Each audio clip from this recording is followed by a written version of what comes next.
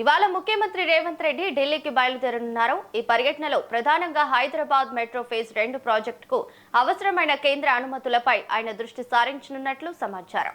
ఢిల్లీలో పలువురు కేంద్ర మంత్రులతో భేటీ అయి రాష్ట్ర అభివృద్ధికి సంబంధించిన పెండింగ్ ప్రాజెక్టులు, సంక్షేమ పథకాలకు అందాల్సిన నిధులపై విజ్ఞప్తులు చేయనున్నారు.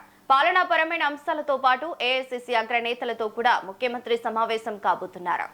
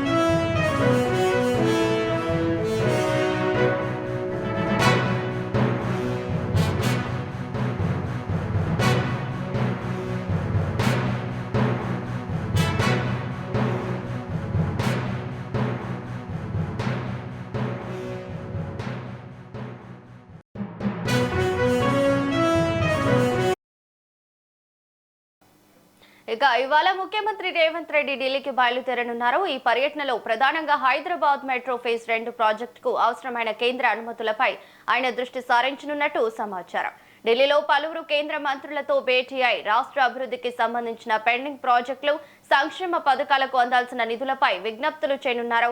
పాలనాపరమైన అంశాలతో పాటు ఏఐసీసీ అగ్రనేతలతో కూడా ముఖ్యమంత్రి సమావేశం కాబోతున్నారు. ఇక ఇదే అంశంపై మరింత సమాచారం మా ఇన్పుట్ ఎడిటర్ రాములు అందిస్తారు. రాములు, చెప్పండి. మార్నింగ్ రవలి. ఇవాళ ముఖ్యమంత్రి రేవంత్ రెడ్డి 9:30 గంటలకి శంషాబాద్ ఎయిర్పోర్ట్ నుంచి ఢిల్లీకి బయలుదేరుతున్నారు. ముఖ్యంగా ఈ పర్యటనలో చాలా కీలక అంశాలు ఉన్నాయని కూడా ప్రభుత్వ వర్గాలు చెప్తున్నాయి. ఒకటి, ఏదైతే ఎల్ఎన్టీ ఆధ్వర్యంలో నడుస్తున్న మెట్రో రైలు ప్రాజెక్ట్ ఇప్పటికే ప్రభుత్వం స్వాధీనం చేసుకుంది. ఆ సంస్థతో కూడా ఫైనాన్షియల్ గా చెల్లించాల్సిన నిధులపైన కూడా ఒప్పందాలు చేసుకుంది. ఇక ప్రభుత్వం తరఫున నడుస్తున్న ఎల్ఎన్టీ మెట్రో రైలు ప్రాజెక్టు విస్తరణ చేయాలని చెప్పి గతంలోనే అనుకున్నప్పటికీ ఇటు నాగోల్ నుంచి శంషాబాద్ ఎయిర్పోర్ట్ వరకు, అక్కడ ఫలక్నామా నుంచి శంషాబాద్ ఎయిర్పోర్ట్ వరకు, తర్వాత ఇక్కడ రాయదుర్గం నుంచి శంషాబాద్ ఎయిర్పోర్ట్ వరకు ఇంకా 4 దశల్లో మొత్తం కూడా ఈ మెట్రో రైలు రెండో దశ నిర్మాణ పనులకు ఇప్పటికే భూసేకరణ వంటి కార్యక్రమాలు, దానికి సంబంధించిన రోడ్ మ్యాప్ కూడా సిద్ధమైంది. ముఖ్యంగా నిధుల సమీకరణ చాలా కీలక అంశంగా మారింది.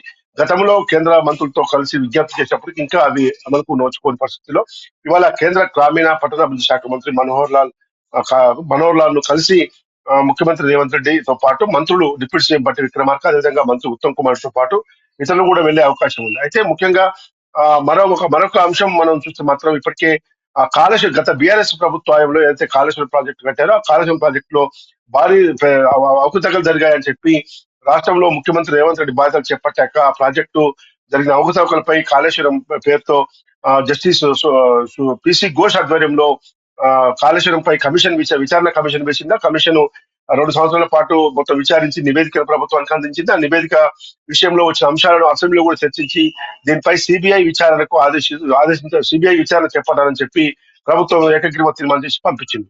అయితే దాదాపు 9 నెలల పైగా సిబిఐ విచారణకు చేయాలని చెప్పి ప్రభుత్వం కోరినప్పటికీ కూడా ఇప్పటి వరకు కూడా ఎలాంటి స్పందన లేకపోవడంతో రాష్ట్ర ప్రభుత్వం తీవ్ర స్థాయిలో మండిపడతా ఉంది. మరోవైపు అప్పటి బీఆర్ఎస్ ప్రభుత్వంలో జరిగిన విద్యుత్ కొనుగోళ్లలో ఒప్పందాల్లో జరిగిన అవకతవకలపై కూడా జస్టిస్ నరసింహారెడ్డి ఆధ్వర్యంలో ఏదైతే కమిటీ వేశారో కమిటీపై అప్పటి మాజీ ముఖ్యమంత్రి కేసీఆర్, అదేవిధంగా ఇతరులు కోర్టుకు వెళ్లారు. ఆ కమిషన్ రద్దయింది. దాంతో లోకూర్ ఆధ్వర్యంలో వేసిన కమిషన్ చైర్మన్ గా ఉన్న లోకూర్ ఆ నివేదికను పూర్తి చేసి ప్రభుత్వానికి ఇచ్చిపోయాడు.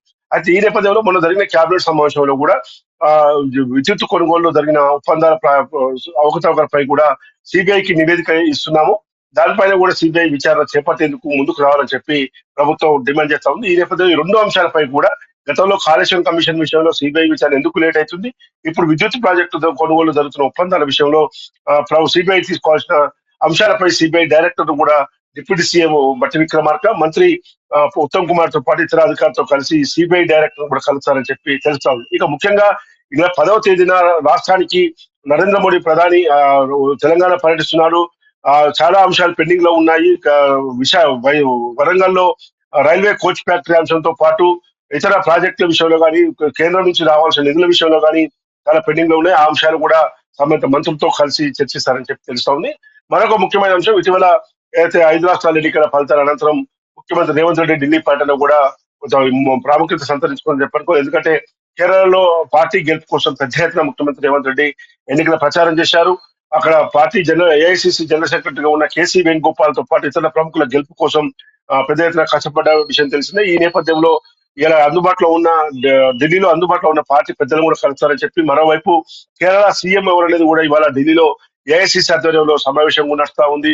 కేసీ వేణుగోపాల, నితీశన్, రమేష్, సతీశన అనేది చర్చ నడుస్తా ఉంది. కాబట్టి ఇక్కడ ఈ అంశంలో కూడా కొంత పార్టీ పెద్దలతో కలిసి తన అభిప్రాయం చెప్పే అవకాశం ఉంది. ఏదేమైనా రాష్ట్రానికి సంబంధించిన విషయాల వరకు మాత్రం ఈ మెట్రో రైలు ప్రాజెక్టు విషయంతో పాటు కాళేశ్వరం కమిషన్, అదేవిధంగా విద్యుత్ ప్రాజెక్టు ఒప్పందం అవతారాలపై సిబిఐ డైరెక్టర్ కలిసి సిబిఐ పై కేంద్రంపై ఒత్తిడి తెస్తామని కూడా ప్రభుత్వం చెప్పిన నేపథ్యంలో ఈ భేటీకి చాలా ప్రాధాన్యత సంతరించుకుందని చెప్పనుకోవాలి. రమలి.